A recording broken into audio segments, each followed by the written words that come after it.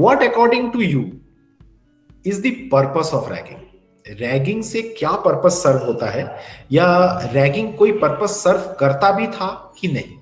Sir ragging was actually a western concept जिसमें seniors अपने freshman batch पे practical jokes करते थे. It was very used to be very innocent, but currently जब से हमने इनहेरिट किया इसको बहुत ही ऑब्नॉक्शियस और हम लोगों ने बहुत ही हार्मफुल बना दिया है. बेसिक पर्पस तो होगा सीनियर और फ्रेशमैन के बीच में कम्युनिकेशन करने का और एक बेसिक अंडरस्टैंडिंग के लेवल पे लाने का, बट अब हार्मफुल हो गया है तो क्या कर सकते हैं. तो बेटर कनेक्शन, बहुत अच्छे connections, because I seen people जिनकी मतलब रैगिंग हुई है, मतलब नॉट एग्जैक्टली इतने एक्सट्रीम वे में, बट जिनकी हुई है they are better relationships with their seniors और उनके जूनियर्स के साथ भी उतना ही अच्छा है.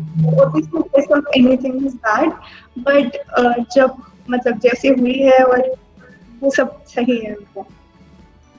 सब फ्रस्ट्रेशन निकालना इन माय ओपिनियन, मतलब सीनियर्स अपना सुपीरियरिटी कॉम्प्लेक्स एक तरीके से दिखाना चाहते हैं जूनियर्स को कि हम तुमसे ऊपर. ये तो सारी चीजें साइकी ऑफ द रैगर में आ ही रही हैं, चाहे फ्रस्ट्रेशन निकालना, चाहे सुपीरियरिटी दिखाना. तुमने या वैभवी ने बोला वो बात बिल्कुल सही है कि सीनियर्स और जूनियर्स के बीच में एक लिंक क्रिएट करता था, बेटर रिलेशंस क्रिएट करता था. हम अपने सीनियर्स को आज भी सर और मैम ही बोलते हैं, है ना. हो सकता है कि उनमें से कोई हमसे उम्र में भी छोटा हो, ठीक है, लेकिन फिर भी हम अपने सीनियर को, जो हमसे सीनियर बैच में होगा ना, उसको आज भी सर बोलते हैं.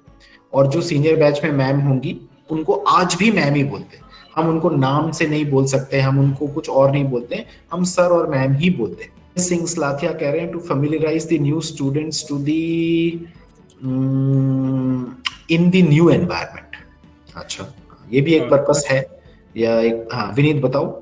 हाँ सर, जैसे हम देखते हैं एक 12th क्लास तक एक जो स्टूडेंट होता है उसका मेन फोकस लाइक पढ़ाई में ही रहता है और वो अपने पेरेंट्स के साथ ही रह रहा होता है, उसको रियल लाइफ का कोई एक्सपीरियंस नहीं होता. लेकिन कॉलेज में आके उसकी रैगिंग होती है या और भी चीज़ों के साथ फेमिलियर होता है, तो उसको रियल लाइफ का पता लगता है कि रियल लाइफ उस लाइफ में जो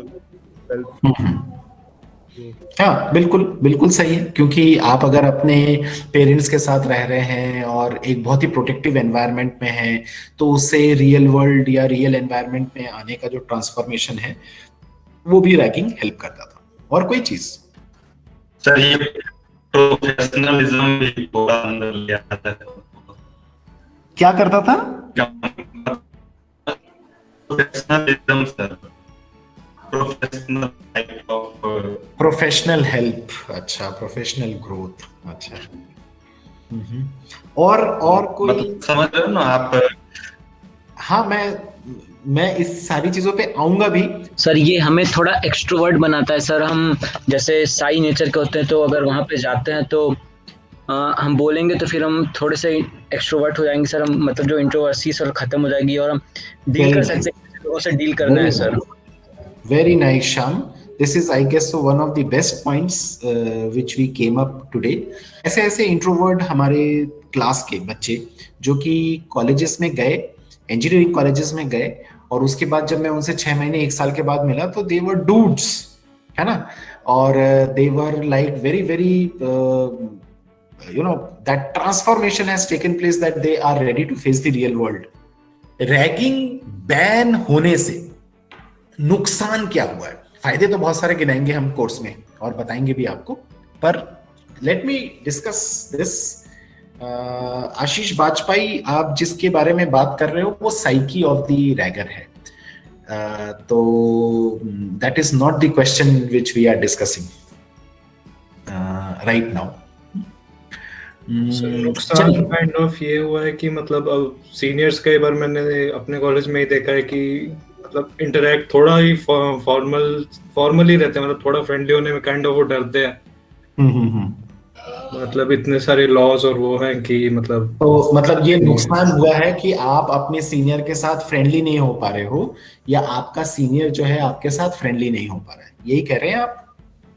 हाँ सर, क्योंकि एक तो लॉ बन चुका है तो उसका मिसयूज भी हो जाता है कभी भी. तो कुछ ऐसे कॉलेजेस ऐसे भी हैं जहाँ पर अगर एक सीनियर अगर जूनियर से बात भी कर ले थोड़ी देर तो वहां पर उनको टोक दिया जाता है स्टार्टिंग के कुछ वीक्स में. उसका काफी है ना कि जूनियर्स जो होते हैं वो अगर सीनियर से इंटरेक्ट नहीं कर पाएंगे तो उनको कैसे पता लगेगा कि उन्हें क्या करना चाहिए, उनको किस डायरेक्शन में जाना चाहिए.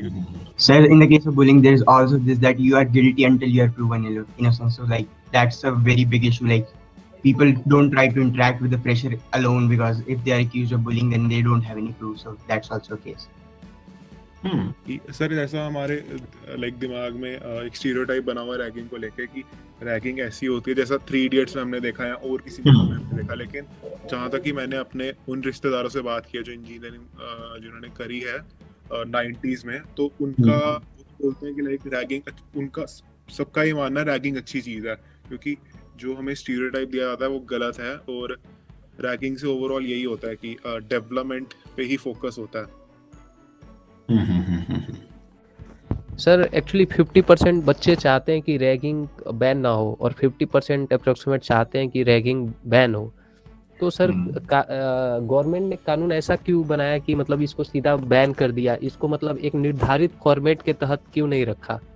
कि जो हम ओल्ड जनरेशन के लोग हैं वो ये मानते हैं कि रैगिंग ने जो है काफ़ी हेल्प किया है लोगों को बहुत सारी चीज़ों में, लेकिन कहीं ना कहीं एक चीज़ है, रैगिंग के कारण जो चीज़ें होती थी वो बहुत डिफिकल्ट होता था मैनेज करना लोगों के लिए। And what used to be the case is that there used to be a lot of college drop outs because of ragging. देखिए एकेडमिक रीजन से आप कॉलेज छोड़ के जा रहे हो या फाइनेंशियल रीजन से भी आप कॉलेज छोड़ के जा सकते हो कि किसी के पास फीस के पैसे नहीं है, तो एक बार समझ में आता है। लेकिन अगर किसी और रीजन से जा रहे हो तो वो चीज को जो है टैकल करना सरकार के लिए बहुत जरूरी था। दूसरी चीज, there used to be a lot of suicides and murders, सच्चाई ये है। तो जो अमाउंट ऑफ सुइसाइड्स हैं वो और जो अमाउंट ऑफ मर्डर्स हैं वो भी जो है काफी संख्या हुआ करती थी उसकी, इसको भी रोकना बहुत जरूरी था। तीसरी चीज, देयर यूज्ड टू बी, अभी भी होते हैं लेकिन फिर भी बहुत कम होते हैं, एटलीस्ट कॉलेजेस के दायरे में या एजुकेशनल इंस्टीट्यूशन के दायरे में, जिसको हम कहते हैं सेक्सुअल अब्यूज। तो सेक्सुअल अब्यूज जो है वो बहुत ज्यादा होता था एक पॉइंट ऑफ टाइम पे, आप इमेजिन नहीं कर सकते हो उस लेवल पे। वो संख्या और वो लेवल भी जो है थोड़ा सा घटा है। अभी आप लोग बहुत क्लीन एनवायरनमेंट में हैं, बिलीव मी। जब हम लोग कॉलेजेस में थे 20 इयर्स बैक, 25 इयर्स बैक, तो उस पॉइंट ऑफ टाइम पे जो एनवायरनमेंट था वो बहुत ही, मतलब you people can not neither you can imagine nor you can sustain, क्योंकि आप लोग बहुत प्रोटेक्टिव एनवायरनमेंट के लोग हैं। तो है क्या कि प्रॉब्लम्स थी दोनों तरफ, और अगर कहीं पे इस तरीके की प्रॉब्लम्स हो रही हैं तो सरकार को बहुत कड़े कदम उठाने पड़े।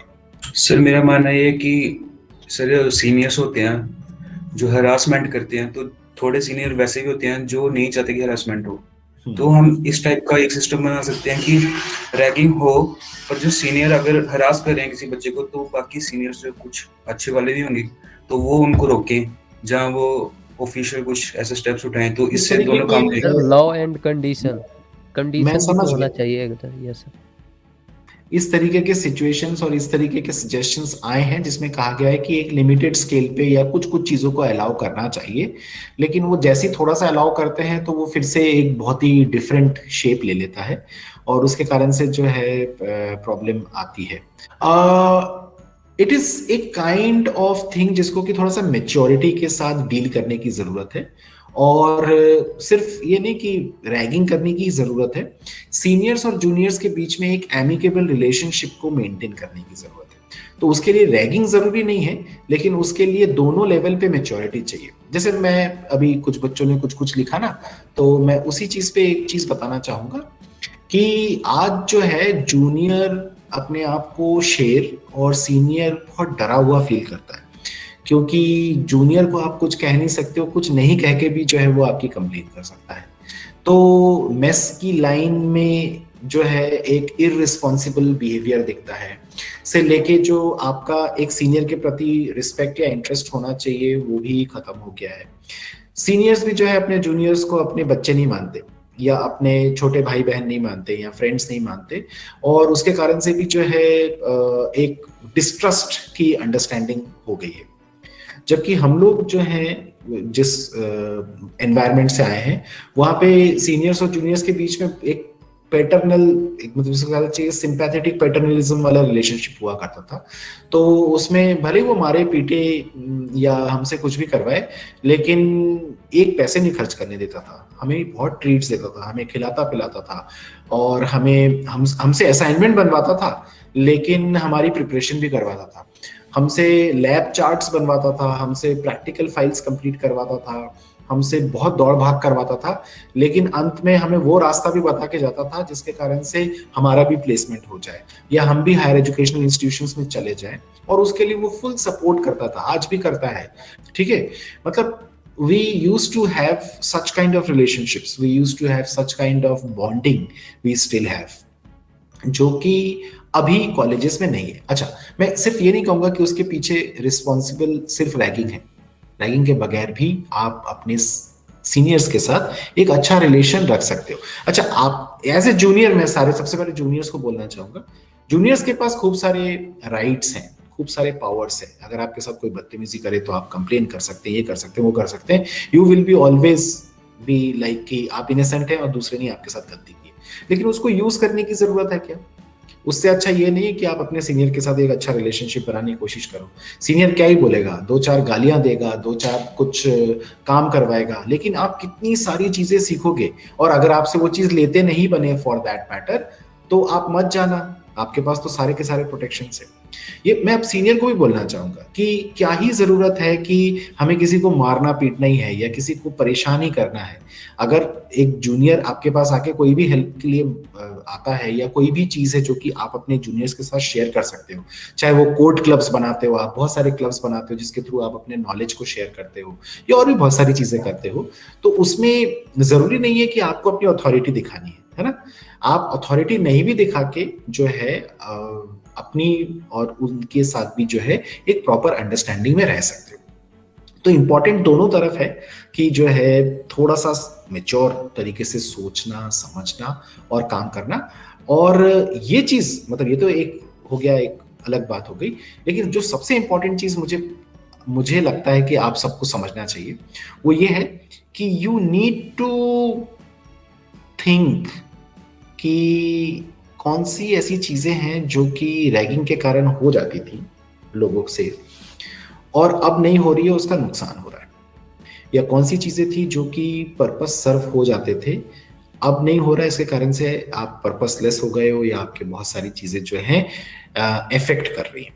मैं आपको विद दिस अंडरस्टैंडिंग आज की क्लास खत्म करता हूं कि आज हमारे बच्चे 21-22 पे जब कॉलेज से पास आउट हो रहे हैं, से 22-23 पे वो लेवल ऑफ मैच्योरिटी नहीं रखते हैं जो हमारे जनरेशंस में लोग रखते थे।